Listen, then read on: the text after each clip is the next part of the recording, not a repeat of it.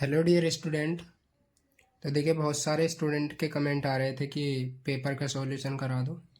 तो आज मेरी तबीयत वैसे तो थोड़ी ख़राब है, लेकिन आप मैनेज कर लेना। तो चलो मैं पेपर सॉल्व कराता हूँ। जैसे आप फर्स्ट क्वेश्चन है, मेरे पास पेपर तो है नहीं, तो मैंने दूसरे फ़ोन में स्क्रीनशॉट लेकर तब मैं इसकी वीडियो बना रहा हूँ। आप वीडियो का लिंक मैं डिस्क्रिप्शन में दे दूँगा, तो वहाँ से आप पेपर देख लेना। तो इसमें फर्स्ट क्वेश्चन है, हमें मैट्रिक्स दे रखा है। फर्स्ट क्वेश्चन है और मैट्रिक्स है 1 0 0 0 1 0 और 0 0 1। ये हमें मैट्रिक्स दे रखा है। तो ये हमसे पूछा गया है, ये यूनिट मैट्रिक्स है या स्केलर मैट्रिक्स है या जीरो मैट्रिक्स है या रो मैट्रिक्स है। तो देखो, ये स्केलर मैट्रिक्स भी है क्योंकि इसके डायगोनल एलिमेंट सभी सेम है, और ये हमारा यूनिट मैट्रिक्स भी है। तो इसका आंसर जो है वो क्या हो जाएगा, यूनिट मैट्रिक्स।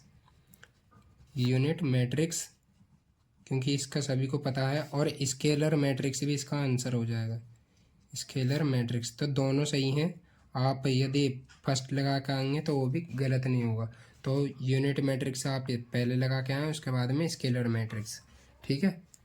उसके बाद में हमारा नेक्स्ट क्वेश्चन है, हमें ए दे रखा है। टू क्वेश्चन है, ए इज इक्वल टू दे रखा है, और ये है 2 3 1 0 -1 और 5। और बी एक दूसरा मैट्रिक्स दे रखा है, वो है 1 2 -1 और 0 -1 और 3। तो हमें यहाँ से फाइंड करना है 2a - 3b। तो यहाँ से देखो, आप देखते देखते कर सकते हैं। जैसे इसका फर्स्ट एलिमेंट है तो 2 × 2 4 -3। तो फर्स्ट यहाँ से डायरेक्ट कर रहा हूँ मैं 2a - 3b, वरना आपको मल्टीप्लाई भी करनी आती है, सब आता है। तो यहाँ से ये हो जाएगा 4 - 3, तो यहाँ पर आएगा 1। और यहाँ से 3 का डबल 6 हो जाएगा, 6 - 6, तो ये हमारा 0 हो जाएगा। उसके बाद में यहाँ हो जाएगा 2, और 2 - 3 तो -1 आ जाएगा। उसके बाद में हमारा नेक्स्ट है, यहाँ तो 0 ही हो जाएगा और यहाँ भी 0, तो ये 0 हो जाएगा। उसके बाद में यहाँ हो जाएगा -2 और माइनस माइनस प्लस का 3, तो यहाँ हो जाएगा प्लस का 1, और यहाँ हो जाएगा 10 और -3 × 9, तो यहाँ से 1 बचेगा। तो इसका जो आंसर है वो हमारा ये हो जाएगा। ठीक है, 1 0, यहाँ पर 5 आएगा कोई। देखिए यहाँ पर ये हो जाएगा 4 - 3, तो ये 1 हो जाएगा। और यहाँ 3 माइनस, यहाँ 6 - 6, तो ये 0 हो जाएगा। और यहाँ पर हो जाएगा 2 माइनस माइनस हो जाएगा प्लस, 2 + 3, तो यहाँ पर आ जाएगा 5। तो उसके बाद में हमारा सब कुछ सही है, यहाँ पर +5 आ जाएगा बस। तो ये हमारा करेक्ट आंसर हो जाएगा। और ये क्वेश्चन में बात करूँ मैं, तो ये हमारा बी आंसर दे रखा है, यानी बी जो है करेक्ट आंसर है।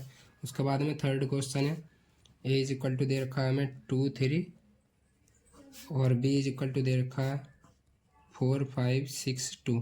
तो हमें यहाँ से बी ए फाइंड करना है। बी ए बराबर क्या, तो यहीं पर ही कर दे रहा हूँ 2 × 3। अब देखो, इसका ऑर्डर कितना है 2 × 2, और इसका ऑर्डर कितना है 2 × 1। तो 2 से 2 कैंसिल हो जाएगा। यहाँ से इसका जो ऑर्डर आएगा वो आएगा हमारा 2 × 1, यानी इसमें 2 रो होंगे और 1 कॉलम होगा। तो देखो मल्टीप्लाई करते हैं, तो हो जाएगा B A is equal to 8 + 15, और यहाँ से 6, तो ये हो जाएगा 12 और 2 × 6, तो यहाँ से हो जाएगा 15 और 8 23, और नीचे 18। तो ये हमारा करेक्ट आंसर हो जाएगा। लेकिन हमारा जो आंसर में दे रखा है ना, वो थोड़ा इस टाइप से करके दे रखा है 2 3 1 8, यानी आपको ऐसा लगेगा ये 2 × 2 का है, लेकिन ये इसका जो आंसर है वो यही सही हो जाएगा। और ये आंसर है हमारा ए। ठीक है, तो ये इसका करेक्ट आंसर हो जाएगा। उसके बाद में हम नेक्स्ट क्वेश्चन देखते हैं। तो हमारा नेक्स्ट क्वेश्चन है वो थोड़ा थियोरटिकल है। तो क्वेश्चन है, ए square matrix A is said to be symmetric matrix. तो ये आपको पता है सिमेट्रिक मैट्रिक्स कब होता है, जब किसी मैट्रिक्स का ट्रांसपोज उस मैट्रिक्स के बराबर हो जाए तो वो मैट्रिक्स हमारा सिमेट्रिक मैट्रिक्स कहलाता है। और यदि ए का ट्रांसपोज जो है वो -a के बराबर हो जाए, या हम कह सकते हैं यहाँ से ए जो है वो -a के ट्रांसपोज के बराबर हो जाए, तो हमारा स्क्यू सिमेट्रिक मैट्रिक्स हो जाता है। उसके बाद में हमारा नेक्स्ट क्वेश्चन है, ए square symmetric matrix is said to be non singular. Non singular का मतलब क्या होता है, उसका डिटर्मिनेंट जीरो नहीं होना चाहिए। तो इसका आंसर जो है ये हमारा बी हो जाएगा, फिफ्थ का। ठीक है, ये आसानी है तो इसलिए मैं करवा के क्या करूँगा, नॉन सिंगुलर मैट्रिक्स कहलाता है। ठीक है, उसके बाद में हमारा क्वेश्चन है ए square matrix will be orthogonal. तो ऑर्थोगोनल कब होता है, तो यहाँ से हमारा ये क्वेश्चन है 6। तो ऑर्थोगोनल की कंडीशन होती है ए मैट्रिक्स और उसका ट्रांसपोज करें हम, और वो यदि आइडेंटिटी के बराबर आ जाए तो वो मैट्रिक्स जो हमारा वो ऑर्थोगोनल मैट्रिक्स कहलाता है। और ये हमें आंसर में दे रखा है बी में, तो बी इसका करेक्ट आंसर हो जाएगा। उसके बाद में 7 क्वेश्चन है और ये अच्छा भी है, क्या है, एडजॉइंट ए बी बराबर किसके बराबर होता है, तो ये हमारा होता है adjoint A into adjoint B. देखो इसे इस तरीके से कर सकते हैं, एडजॉइंट ए बी है ना, तो इसे ए बी से और डिवाइड कर दो तो ये बन जाएगा ए बी का इन्वर्स, यानी मेरे कहने का मतलब है ये एडजॉइंट ए बी। इसे आप ए बी के मैग्नीट्यूड से और डिवाइड कर दो। ठीक है, तो ये अब किसका फॉर्मूला बन गया, ए बी इन्वर्स का फॉर्मूला ना बन गया, ए बी इन्वर्स। और ये किसके बराबर होता है, B inverse into A inverse. तो उससे रिलेट करके चलना आप, ये ऐसे ही आएगा। ठीक है, फॉर्मूला। उसके बाद में ये हमारा हो गया ए बी था ना, तो एडजॉइंट बी आएगा पहले, क्योंकि रिवर्स ऑर्डर में ओपन होते हैं, एडजॉइंट बी इंटू एडजॉइंट ओ। उसके बाद में हमारा नेक्स्ट क्वेश्चन है क्या, ये हमारा ए जो है वो करेक्ट आंसर हो जाएगा। ठीक है, 7 का ए। उसके बाद में है every diagonal element of skew symmetric matrix, तो ये इसके जीरो होते हैं, ये मैंने प्रूफ भी कराया था। और उसके बाद में 9th क्वेश्चन है the necessary and sufficient condition for a matrix to be invertible. तो कोई भी मैट्रिक्स उसका इन्वर्स कब एग्जिस्ट करता है, जब हमारा ए मैट्रिक्स जो है वो नॉन सिंगुलर हो, या हम कहें उसका डिटर्मिनेंट जो हो वो नॉन जीरो हो। तो इसमें जो आंसर है नॉन सिंगुलर दे रखा है, नॉन सिंगुलर, यानी ऑप्शन जो है वो नॉन सिंगुलर दे रखा है। और ये कौन सा है, ये बी दे रखा है हमें आंसर। तो 9 का बी जो है वो करेक्ट आंसर हो जाएगा। उसके बाद में नेक्स्ट क्वेश्चन है द रैंक ऑफ मैट्रिक्स। हमें 10th क्वेश्चन दे रखा है और रैंक ऑफ मैट्रिक्स पूछी गई है। ए इज इक्वल टू, हमें मैट्रिक्स दे रखा है 1 2 3 2 1 0 और 0 1 2। तो इसका एक आसान तरीका तो यह है, इसका डिटर्मिनेंट निकाल के देख लो, और डिटर्मिनेंट 0 आ जाता है तो इसकी रैंक 3 से कम होगी। और 3 से कम आप यहाँ से देखेंगे, एक ये हमें डिटर्मिनेंट 2×2 का ऐसा मिल रहा है जिसका डिटर्मिनेंट 0 नहीं है, तो इसकी रैंक 2 हो जाएगी। अब यहाँ से डिटर्मिनेंट निकाल के देखोगे आप तो 0 आ जाएगा, लेकिन मैं रो वाले फॉर्मूले से करके दिखा रहा हूँ यहाँ से। तो देखो यदि मैं R2 को कन्वर्ट करूँ R2 माइनस R1, तो यहाँ से देखिए कितना हो जाएगा, ये हमारा मैट्रिक्स जो है 1 2 3 तो ऐसे ही रहेगा। उसके बाद में यहाँ पर हो जाएगा R2 माइनस R1 कराया ना, तो यहाँ से इसे 0 बना लेते हैं ना, इस वाले को ये R2 माइनस 2R1 करते हैं, जिससे ये एलिमेंट जो हमारा 0 हो जाएगा। तो यहाँ पर हो जाएगा 0 और 1 माइनस 4 हो जाएगा, तो ये हो जाएगा हमारा -3। और उसके बाद में 0 माइनस 6, तो ये हो जाएगा -6। ठीक है, और यहाँ से 0 1 2। अब देखिए यदि मैं यहाँ से R3 को कन्वर्ट कर देता हूँ, R3 प्लस नहीं 3R3 प्लस R2 कर देते हैं। वैसे तो ये होता नहीं है लेकिन हम कर सकते हैं, इसे इस प्रकार से भी लिख सकते हैं ना, हम R3 को कन्वर्ट कर देंगे R3 प्लस 1/3 R2। तो दोनों बात एक ही है, इससे हमें थोड़ी आसानी से लगेगी। तो यहाँ से देखो ए किसके बराबर आ जाएगा, 1 2 3 तो ऐसे ही रहेंगे, 0 -3 -6।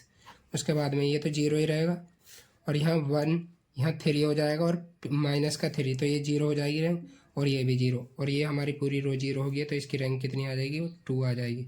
तो रैंक जो है वो कितनी हो जाएगी, 2 हो जाएगी। इसका करेक्ट आंसर हो जाएगा, ये हमारा दे रखा आंसर सी में, 10 का सी।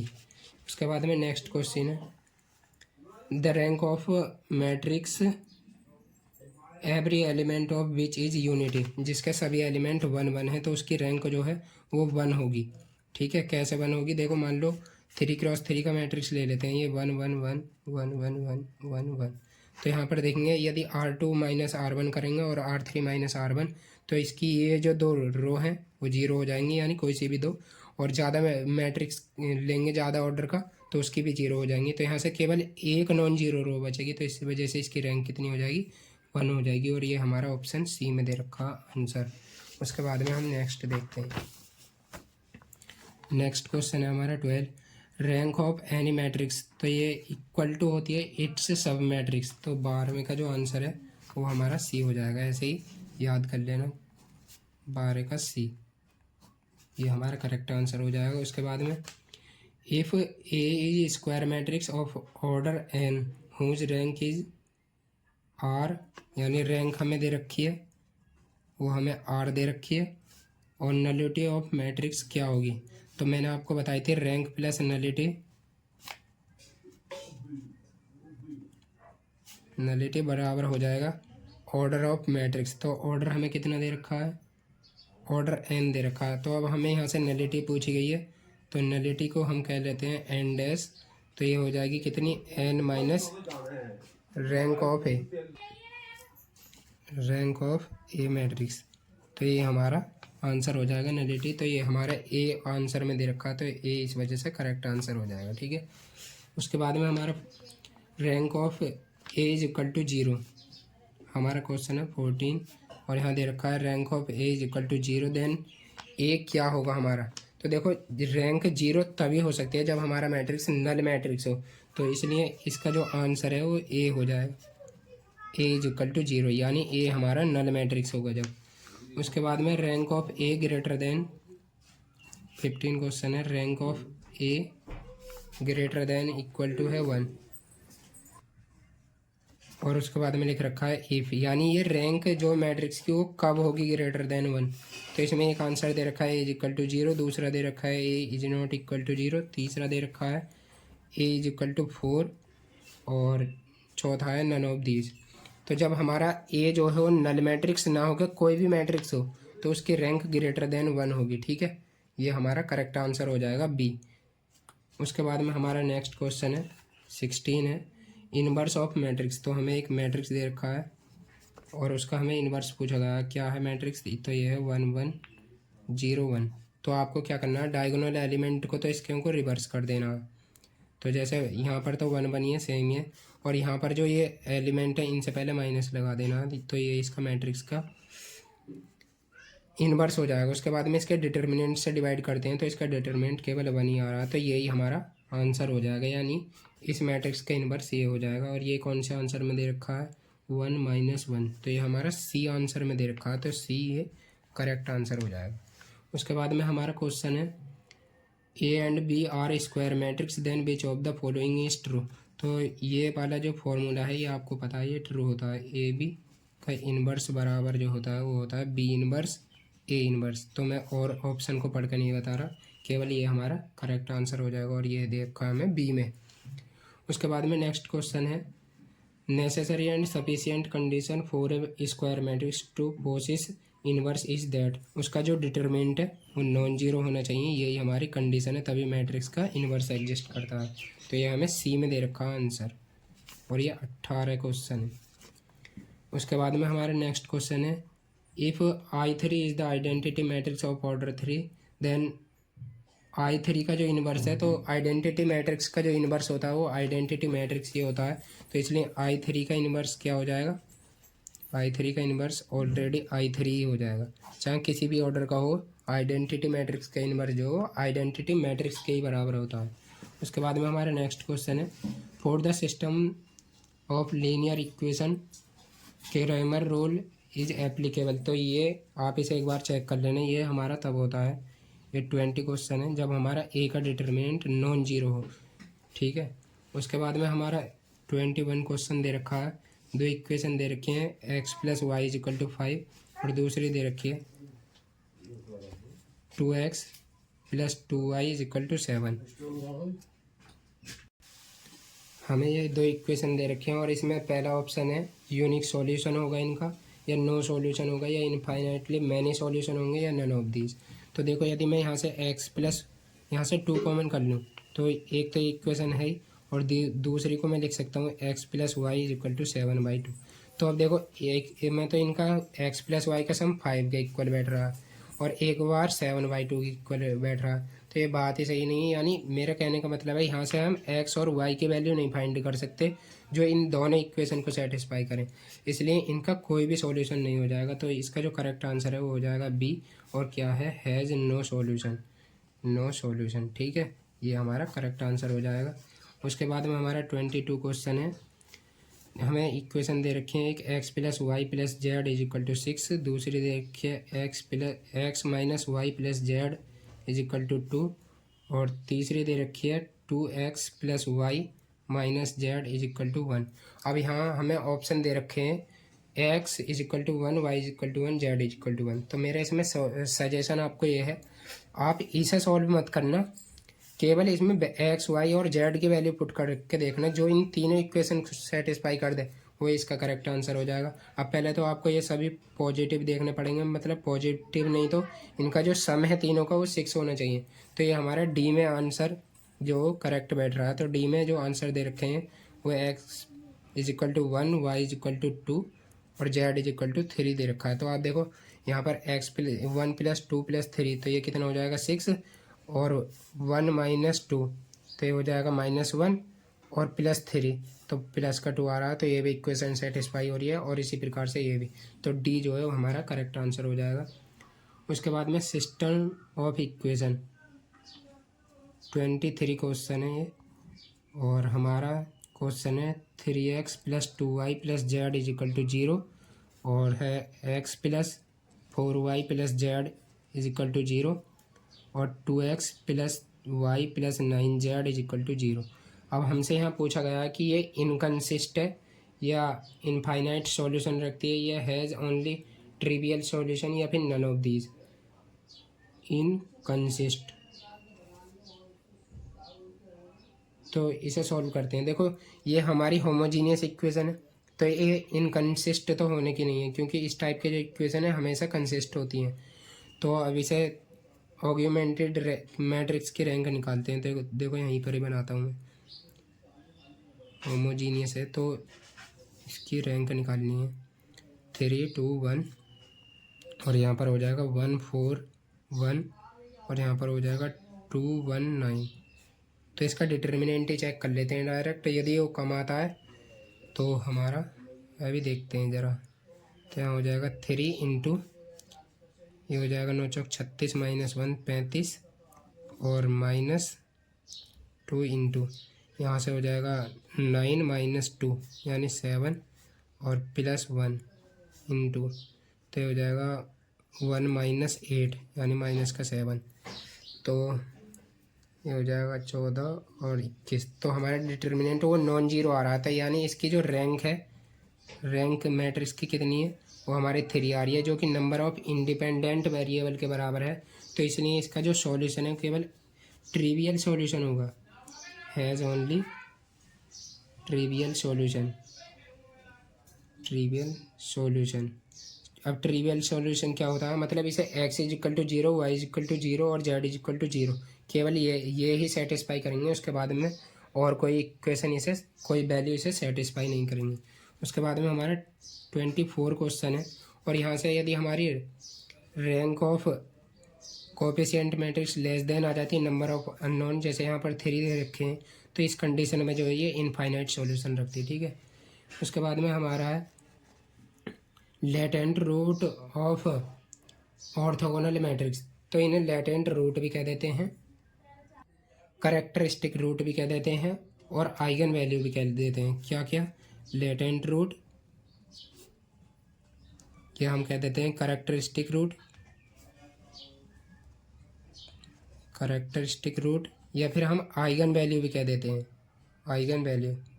थोड़ा स्पीड से चल रहा है बट कोई नहीं, ठीक है, तीनों का मतलब सेम ही होता है। तो ये हमारे ऑर्थोगोनल मैट्रिक्स के जो होते हैं वो यूनिट मॉड्यूलस के होते हैं, यानी उनका जो मोड है वो इज इक्वल टू होता है 1 के। ठीक है, तो ये इसमें ए जो है हमारा करेक्ट आंसर हो जाएगा, और ये क्वेश्चन है हमारा 24। ठीक है, उसके बाद में हमें दे रखा है characteristic root of Hermitian matrix. तो ये मैंने आपको जब दिनेश पेपर सॉल्व कराया था उसमें बताए थे। तो ये हमारे ऑल रियल होते हैं, तो इसका ए जो है करेक्ट आंसर हो जाएगा, ऑल रियल। और जबकि हमारे हर्मिशियन, स्क्यू हर्मिशियन के जो होते हैं वो या तो जीरो होते हैं या फिर प्योर इमेजिनरी होते हैं। ये स्क्यू हर्मिशियन के होते हैं, प्योर इमेजिनरी।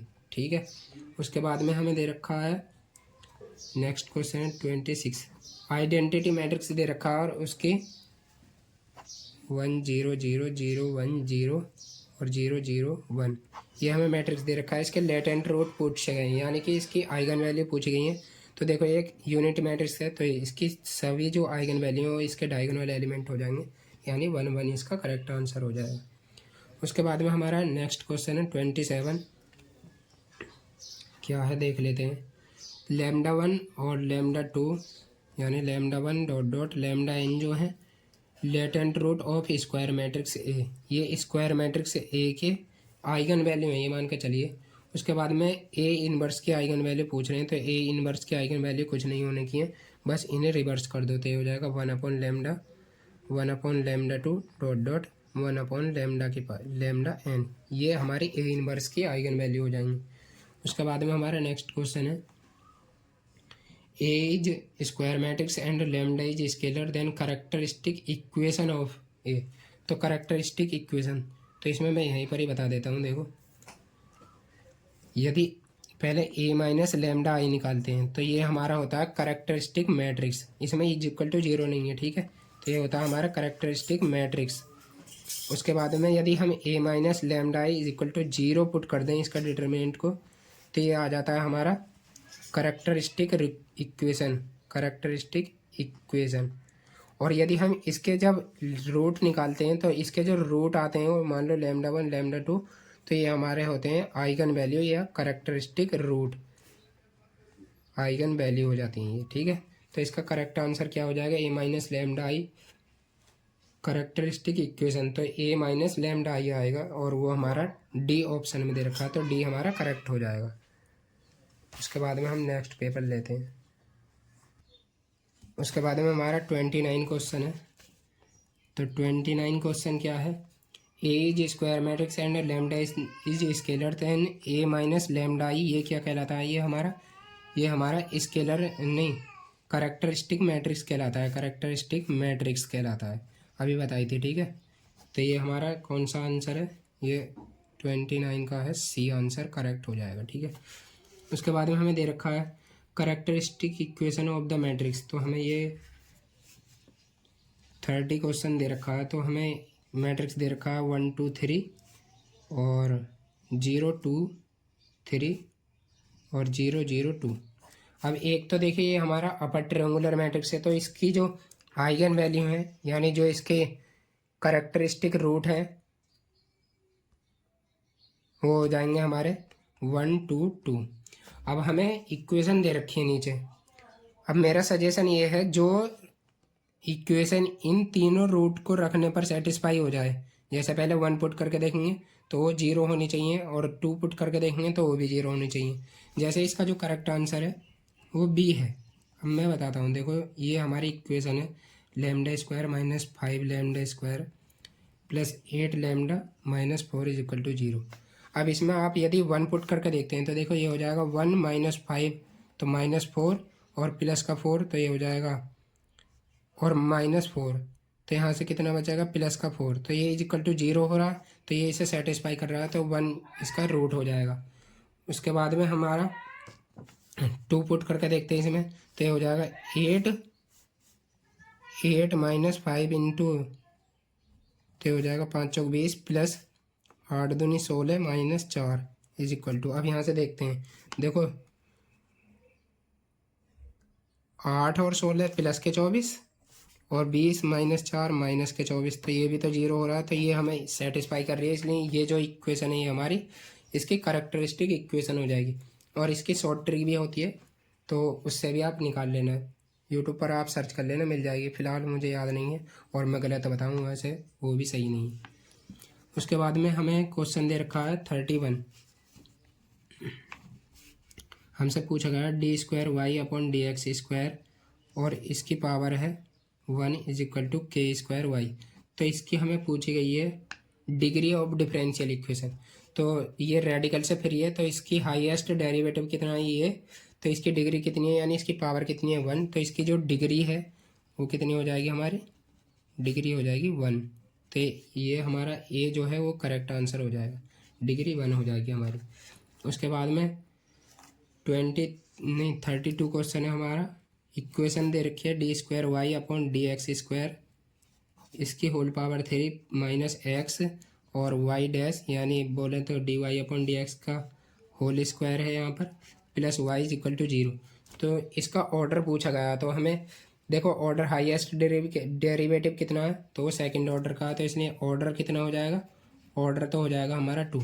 अब इसकी डिग्री कितनी है, तो हाईएस्ट ऑर्डर की पावर कितनी है 3, तो इसलिए इसकी डिग्री भी कितनी हो जाएगी, डिग्री हो जाएगी 3। लेकिन क्वेश्चन में केवल ऑर्डर पूछा गया तो ऑर्डर इसका 2 हो जाएगा और ये बी हमारा करेक्ट आंसर हो जाएगा।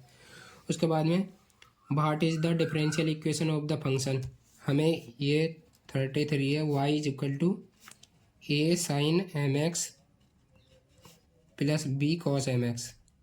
तो इसकी डिफरेंशियल इक्वेशन पूछी गई है, तो देखो एक बार डिफरेंशिएशन करोगे तो हो जाएगा माइनस का एम ए साइन नहीं ए कॉस एम एक्स और प्लस बी साइन तो पॉजिटिव ही रहता है ये, और यहाँ पर हो जाएगा माइनस का बी साइन एम एक्स, और एम एक्स करेंगे तो बाद में एम आ जाएगा, तो एम यहाँ से आ जाएगा। उसके बाद में एक बार फिर करेंगे क्योंकि इसमें 2 वेरिएबल है, तो देखो यहाँ से कितना हो जाएगा, ए और बी 2 हमारे आर्बिट्ररी कांस्टेंट है, तो इस वजह से सेकंड ऑर्डर की डिफरेंशियल है। तो देखो एक बार एम यहाँ से निकलेगा तो एम स्क्वायर, और यहाँ पर अब इसका हो जाएगा माइनस का ए साइन एम एक्स और यहाँ से माइनस का बी कॉस एम एक्स। देखो यहाँ का जो एम है इस बार का भी वो मैंने बाहर निकाल लिए दोनों। अब यहाँ से माइनस और यदि मैं कॉमन कर लूँ तो ये हो जाएगा Y double dash is equal to minus M square, और ये किसकी वैल्यू हमारी वाई की है, वाई। तो यहाँ से या फिर हम कह सकते हैं Y double dash plus M square Y is equal to 0। Easy है वैसे भी, आप खुद ही कर लोगे इसे। तो ये हमारी इसकी डिफरेंशियल इक्वेशन हो जाएगी, और ये हमें सी में दे रखी है, तो सी हमारा करेक्ट आंसर हो जाएगा। उसके बाद में हमारा नेक्स्ट क्वेश्चन है 34 है, हमें इक्वेशन दे रखी है। देखिए अब यहाँ से आप डिफरेंशियल इक्वेशन के क्वेश्चन लगाना कितने हैं, sec square X tan Y T X plus sec square Y tan X D Y is equal to 0। तो इसका हमें सॉल्यूशन पूछा गया। तो देखो डिफरेंशियल इक्वेशन है और इसको मैं लिख सकता हूँ D of tan x into tan Y is equal to 0। अब देखो आप यदि इसका डिफरेंशिएशन करोगे तो पहले टेन एक्स का करोगे तो sec square X into D X हो जाएगा, और टेन वाई ऐसी प्लस, अब टेन एक्स को ऐसे ही रखना है, यहाँ पर टेन एक्स है तो इसका टेन वाई का करोगे तो sec square Y into D Y is equal to 0। अब इसका हमें क्या करना है, इंटीग्रेशन कर देना है, क्योंकि डिफरेंशियल इक्वेशन में हमें D Y upon D X को हटाना होता है जब इसका सॉल्यूशन फाइंड करते हैं। तो अब इंटीग्रेशन करोगे तो tan x into tan Y is equal to constant आ जाएगा। तो ये हमारा आंसर क्या दे रखा है, ए में दे रखा है, तो ये हमारा करेक्ट आंसर हो जाएगा। कितना इजी क्वेश्चन है ना। उसके बाद में हमें दे रखा है 35 है, x square D Y plus X Y plus Y square D X is equal to 0। ये हमें इक्वेशन दे रखी है और हमसे पूछा गया है ये होमोजीनियस है या वेरिएबल सेपरेबल है या फिर नॉन होमोजीनियस है या नॉन ऑफ दिस। तो यहाँ से देखो एक्स स्क्वायर की पावर यानी वेरिएबल की पावर कितनी है 2, और यहाँ से भी 1 इंटू 1 कितनी हो जाएगी 2, और यहाँ पर भी 2 दे रखी है। तो ये हमारी क्या है, होमोजीनियस इक्वेशन है, तो ये करेक्ट आंसर हो जाएगा, ये हमारी होमोजीनियस इक्वेशन है। ठीक है। उसके बाद में हमारा नेक्स्ट क्वेश्चन है y इज इक्वल टू दे रखा है 36, y is equal to m x plus c, जहाँ पर c इज कांस्टेंट। तो हमें इसकी डिफरेंशियल इक्वेशन दे रखी है। तो देखो एक ही कांस्टेंट है जब c, तो इसमें केवल एक ही बार डेरिवेटिव करना होगा, तो D Y upon D X is equal to M into 1। तो ये हमारी डिफरेंशियल इक्वेशन हो जाएगी, और ये b किस में, ये हमारा b में दे रखा है, D Y upon D X is equal to M. उसके बाद में हमारा क्वेश्चन है 37 है।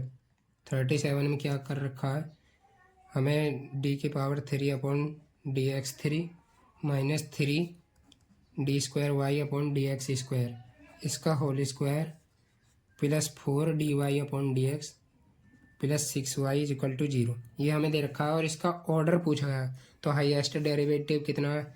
3। तो इसका ऑर्डर कितना हो जाएगा? वो हमारा 3 हो जाएगा। और डिग्री की बात करूँ यहाँ से, तो देखो कोई भी प्रॉब्लम नहीं है। तो डिग्री इसकी कितनी हो जाएगी? इसके हाईएस्ट डेरिवेटिव की पावर तो 1 है, तो केवल 1 इसकी डिग्री हो जाएगी। उसके बाद में हमारा नेक्स्ट क्वेश्चन है सॉल्यूशन ऑफ डिफरेंशियल इक्वेशन। तो ये हमारा 38 दे रखा है। वैसे तो ये मैंने दिनेश पेपर में भी सॉल्व कराई थी, मुझे याद आ रही है। xy + x + y + 1। तो इसका सॉल्यूशन हमें फाइंड करना है। तो देखो यहाँ से ये, तो यहाँ से x + y में से x कॉमन कर लो, या फिर यहाँ से इन दोनों में से y कॉमन कर लो, तो जैसी आपकी मर्जी। तो देखो मैं इसे सॉल्व करता हूँ। यहाँ से x कॉमन कर लेता हूँ, तो यहाँ से बचेगा y + 1, और यहाँ से प्लस y + 1, ये ऐसी है। y + 1 कॉमन करोगे तो ये हो जाएगा y + 1 और x + 1। अब यहाँ से क्या करना है? हमें वेरिएबल सेपरेट करने हैं। तो यहाँ से हो जाएगा y + 1 dy में आएगा = x + 1 और dx। दोनों तरफ इंटीग्रेशन कर देना क्योंकि वेरिएबल सेपरेट हो चुके हैं। तो ये हो जाएगा log y + 1 = हो जाएगा यहाँ से x²/2 + x। ये हो जाएगा। अब आपको इतना ही देखना है। अब कांस्टेंट इधर हो तब भी काम चल जाएगा, और कांस्टेंट इधर हो तब भी काम चल जाएगा। मेन जो देखना है ये देखना है आपको। और ये हमारा इसी टाइप से आंसर में दे रखा है, तो ये हमारा करेक्ट आंसर हो जाएगा। यानी ये जो है वो करेक्ट आंसर हो जाएगा। इतने इजी क्वेश्चन है। उसके बाद में हमारा दे रखा है 39। क्या है? x + y dy/dx = 0 दे रखा है। तो इसका सॉल्यूशन पूछा गया है हमसे। वेरिएबल आसानी से सेपरेट हो जाएंगे, तो इसे मैं लिख सकता हूँ y dy = हो जाएगा, या यहीं पर ही लिख देते हैं x dx = 0। इसे इस प्रकार से भी लिख सकते हैं y dy + x dx = 0। तो ये हमारा 0 हो जाएगा। और यहाँ से जब इसे इंटीग्रेशन करेंगे तो ये हो जाएगा y²/2 + x²/2 = यहाँ कांस्टेंट ले लेते हैं, तो या फिर हम इसे लिख सकते हैं x² + y² = 2c, या 2c के प्लेस पर हम फिर से c लिख सकते हैं। तो ये हमारा इसका करेक्ट आंसर हो जाएगा। अब एक बात और देखो, इसे मैं इस प्रकार से भी लिख सकता हूँ d(xy) = 0। तो यहाँ से अब इंटीग्रेशन करेंगे तो xy = 0 नहीं, xy = कॉन्स्टेंट। तो ये भी हमारा एक आंसर हो जाएगा। बट ऑप्शन में जब हमें ये दे रखा है तो इसके अकॉर्डिंग यही हमारा आंसर हो जाएगा। ठीक है, आपको ऑप्शन के अकॉर्डिंग चलना है क्योंकि इसमें आपको कहीं और जाना नहीं है। उसके बाद में हमें दे रखा है 40 क्वेश्चन है। क्या है ये? हमें इक्वेशन दे रखी है dy/dx + py = q, where p और q जो है फंक्शन ऑफ x है। तो ये हमारी लीनियर डिफरेंशियल इक्वेशन है। पहली बात तो स्टैंडर्ड फॉर्म भी आपको याद रखनी है। लीनियर डिफरेंशियल इक्वेशन है, लीनियर डिफरेंशियल इक्वेशन है। ठीक है, ये याद रखनी है। और उसके बाद में हम पूछा गया है कि x इज, नहीं, हमें ये इक्वेशन ही पूछी गई है कि ये कौन सी है। तो ये हमारी लीनियर डिफरेंशियल इक्वेशन है। तो ये हमारा करेक्ट आंसर हो जाएगा ए। ठीक है, अब जब ये यहाँ पर आ गई है तो इसमें थोड़ी सी और बता देता हूँ। यहाँ पर ये x के फंक्शन है दोनों। तो इस कंडीशन में जो हमारा इंटीग्रेटिंग फैक्टर होता है वो कितना होता है? e∫p dx, क्योंकि x का तो x के रेस्पेक्ट में ही करते हैं। और इसकी जो दूसरी फॉर्म होती है वो होती है dx/dy + p(y) × x = q(y). अब यहाँ पर जो नीचे होता है तो p और q उसी के फंक्शन होते हैं। तो यहाँ से इसका इंटीग्रेटिंग फैक्टर इस कंडीशन में क्या होता है? e∫p dy, क्योंकि ये y का फंक्शन है तो ये हमारा ये इसका इंटीग्रेटिंग फैक्टर होता है। उसके बाद में सॉल्यूशन की भी बात करें, हो सकता है पूछा भी जा सकता है। तो इसमें होता है y × इंटीग्रेटिंग फैक्टर बराबर होता है इंटीग्रेशन q × इंटीग्रेटिंग फैक्टर और dx + कांस्टेंट c। ये हमारा इसका सॉल्यूशन हो जाता है। तो ये थोड़ी एक्स्ट्रा जानकारी। उसके बाद में हमें दे रखा है, इसी पर बेस्ड एक क्वेश्चन मिल गया। 41 क्वेश्चन है dy/dx + y/x = x²। तो इसका हमें सॉल्यूशन पूछा गया कि सॉल्यूशन क्या होगा। तो देखो ये लीनियर डिफरेंशियल इक्वेशन है, तो इसका इंटीग्रेटिंग फैक्टर भी पूछा जा सकता है। तो इंटीग्रेटिंग फैक्टर हो जाएगा ई की पावर पी के प्लेस पर कितना 1/x dx, ये इंटीग्रेटिंग। तो 1/x का होता है log x, तो ये हो जाएगा log x। और यहाँ पर प्लस कांस्टेंट सी क्यों नहीं लेते, चलो आज वो भी बता देता हूँ, चलो बाद में बताऊँगा, अभी पहले इसे सॉल्व कर लेते हैं। तो यहाँ से कितना आ जाएगा हमारा x जो है वो इंटीग्रेटिंग फैक्टर हो जाएगा। तो इसका सॉल्यूशन हो जाएगा y into x is equal to Q के प्लेस पर कितना है x square into x d x plus constant C. तो यहाँ से हो जाएगा y into x is equal to x की पावर 4/4 प्लस कॉन्स्टेंट सी। ये हमारा आंसर हो जाएगा और ये हमारा दे रखा है ए में, तो ये हमारा करेक्ट आंसर हो। अब देखो यहाँ पर कांस्टेंट सी क्यों नहीं लेते हैं, अगर मान लो मैंने यहाँ पर कांस्टेंट सी भी ऐड कर लिया तो यहाँ से इंटीग्रेटिंग फैक्टर कितना हो जाएगा ई की पावर log x यानी x इंटू ई की पावर सी। अब इंटीग्रेटिंग फैक्टर के प्लेस पर ई की पावर सी और पुट कर दो, तो यहाँ पर हो जाएगा y इंटू एक्स इंटू ई की पावर सी, जो कि हमारा एक कॉन्स्टेंट है, इज इक्वल टू एक्स की पावर 3 इंटू ई की power c d x plus c. अब यहाँ से जब इसे सॉल्व करेंगे तो ये हो जाएगा y इंटू एक्स ई की power C is equal to x की पावर 4/4 इंटू ई की पावर सी, ऐसे ही रहेगा प्लस कांस्टेंट सी। अब हम क्या करते हैं, ई की पावर सी से सभी में डिवाइड कर देते हैं, तो ये हो जाएगा y into x is equal to x की पावर 4/4 प्लस सी इंटू ई की पावर -c। अब देखो ये तो हमारी सेम ही है, अब ये एक कांस्टेंट है तो इसके प्लेस पर हम सी लिख लें या बी लिख लें, कुछ भी, तो हमारी मर्जी है, तो ये फिर भी हमारा आंसर वही आ जाएगा, ठीक है। उसके बाद में हमारा 42 क्वेश्चन क्या है, which of the following is Bernoulli equation. तो बर्नौली इक्वेशन क्या होती है, dy/dx plus py is equal to Q into Y की पावर n होती है यहाँ पर। अब यहाँ y की पावर n के प्लेस पर y की पावर 2, y की पावर 3, y की पावर 4 ऐसे दे रखा होता है, तो ये हमारी बर्नौली इक्वेशन होती है। उसके बाद में हमारे नेक्स्ट क्वेश्चन है द डिफरेंशियल इक्वेशन। इम्पोर्टेंट है ये जो क्वेश्चन अब है, हमें डिफरेंशियल इक्वेशन दे रखी है mdx plus ndy is equal to 0। तो ये एग्जैक्ट कब कहलाती है, तो देखो ये कहलाती है जब हमारा del M upon del Y. तो देखो एम के रेस्पेक्ट में क्या है, यहाँ पर एक्स है, तो इसका वाई के रेस्पेक्ट में यानी अपोजिट वाला चेंज करना, इज इक्वल टू होगा जब हमारा del N upon del X. तो ये हमारी इक्वेशन जो है एग्जैक्ट डिफरेंशियल इक्वेशन कहलाती है, ठीक है। तो ये हमारा सी में जो है वो आंसर दे रखा है, तो ये हमारा करेक्ट आंसर हो जाएगा। उसके बाद में हमारा 44 क्वेश्चन है the solution of a² minus 2xy minus Y square D x minus x plus y इसका whole square D Y is equal to 0। अब देखो यहाँ से एक तो हम पहले इस कंडीशन में जब डी एक्स डी वाई वाले दे रखे होते हैं तो हम एग्जैक्ट का केस लगा कर देखते हैं।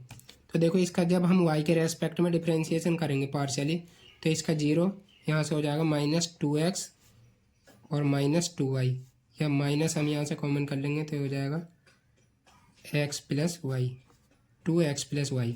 किसकी वैल्यू आई है, ये del M upon del Y की वैल्यू आई है। अब यहाँ पर del N upon del X की वैल्यू फाइंड करते हैं, तो देखो ये हो जाएगा माइनस तो हमारा है ही, तो ये -2 और यहाँ से x प्लस वाई। अब x प्लस वाई का करेंगे तो यहाँ से x का करेंगे तो 1 हो जाएगा, y का 0, तो ये हमारे ये आ जाएगा। तो देखेंगे आप दोनों बराबर हैं, यानी del M upon del Y बराबर है del N upon del X के। तो ये हमारी कैसी इक्वेशन हो जाएगी, एग्जैक्ट हो जाएगी, एग्जैक्ट डिफरेंशियल इक्वेशन। अब इसका सॉल्यूशन क्या होता है, तो सॉल्यूशन इसका तो x के रेस्पेक्ट में कर दो पूरे का इंटीग्रेशन, और इसमें केवल उन टर्म का इंटीग्रेशन करना है जिसमें कि x कंटेन ना हो रहा हो, यानी इसका इंटीग्रेशन हो जाएगा a² minus 2 into x square upon 2, तो इस 2 से ये 2 कैंसिल हो जाएगा, y minus Y square x minus X तो हमारा 0 हो जाएगा, वाई स्क्वायर का हो जाएगा y की पावर 3/3 इज इक्वल टू सी। ये हमारा इसका आंसर हो जाएगा, और ये हमारा आंसर दे रखा है a², हाँ यही आंसर है हमारा, और ये हमारा सी ऑप्शन में दे रखा है। उसके बाद में देखिए इसका और भी आंसर आ सकता है, इसमें केवल उन टर्म का इंटीग्रेशन करना है जिसमें कि हमारा y ना दे रखा हो, तो इसमें भी y है, इसमें भी y है, तो इसका केवल a² का करेंगे a² x हो जाएगा। उसके बाद में इसका हमें -x प्लस वाई स्क्वायर जो है इसका होल स्क्वायर dy। तो इसका इंटीग्रेशन करना है तो पहले इसका पूरे का वो खोल दो ब्रैकेट, तो ये हो जाएगा X square plus Y square plus 2xy और dy करना है हमें। तो अब यहाँ से देखेंगे आप, तो a square x minus x square Y minus Y square x, नहीं वाई की पावर 3/3 आ जाएगा यहाँ से, और यहाँ से आ जाएगा 2xy² 2 से कैंसिल हो जाएगा इज इक्वल टू कॉन्स्टेंट। तो आप देखेंगे ये और ये दोनों जो आंसर है वो सेम ही है, square x minus x square Y minus Y की पावर 3/3 और यहाँ से XY²। तो ये हमारा XY, यहाँ पर माइनस ही तो आएगा क्योंकि यहाँ माइनस ऑलरेडी लगा हुआ था। तो देखेंगे आप दोनों कंडीशन में जो आंसर है वो हमारा सेम आया, ठीक है, ये भी वेरीफाई होगा। तो ये हमारा सी जो है करेक्ट आंसर हो जाएगा। उसके बाद में हमारा क्वेश्चन है 45। हमें दे रखा है p² minus 7p plus 12 is equal to 0। तो इसका सॉल्यूशन दे रखा है। तो देखो इसको एक तो 3 सेटिस्फाई कर रहा है और एक 4 भी सेटिस्फाई कर रहा है। देखोगे 9 माइनस 7 या 21 और प्लस 12 इज इक्वल टू 0 बैठ रहा है। तो y यानी p इज इक्वल टू 3 इसका एक फैक्टर है। तो अब p का मतलब क्या होता है, dy/dx इज इक्वल टू 3। तो यानी y minus 3x is equal to C1 इसका एक आंसर है। और दूसरा है हमारा, इसे 4 भी सेटिस्फाई कर रहा है। देखो 16 माइनस 7 चौक 28 प्लस 12 इज इक्वल टू, ये भी 0 हो रहा था, या वो p is equal to 4, p बोले तो dy/dx इज इक्वल टू 4 भी इसका एक फैक्टर है। तो यहाँ से y minus 4x is equal to C2, ये इसका आंसर है। अब हमें क्या करना होता है जब इस टाइप की इक्वेशन सॉल्वेबल फॉर p जो होती हैं, तो इसका जो सॉल्यूशन होता है वो होता है C1 into C2 is equal to constant, नहीं 0 होता है। तो यहाँ से हो जाएगा y minus 3x into y minus 4x is equal to 0, ये इसका हमारा आंसर हो जाएगा, ठीक है।